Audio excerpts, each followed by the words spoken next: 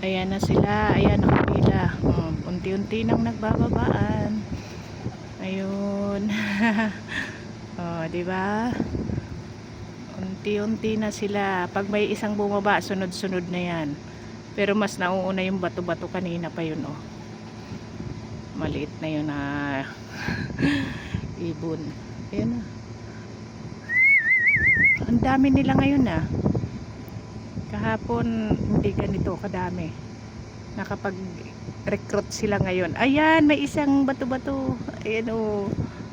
Ayun, dalawa na yung bato-bato rin. Ayun, pandami pa, oh.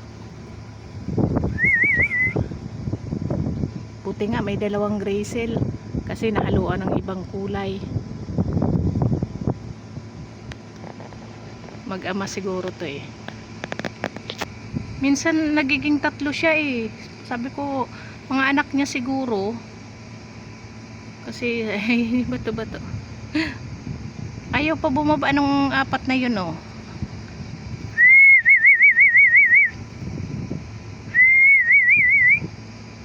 Yung sisiw doon sa ano na yun, oh, yung sa butas na yun, oh, hindi pa lumalabas.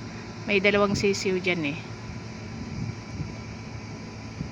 Diba? Kainan. Oh.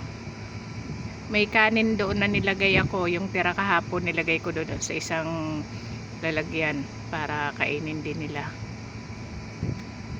Inuuna nila yung bigas, tapos pag naubos nila yung bigas na yan, doon na naman sila sa kanin. Ayun, umalis.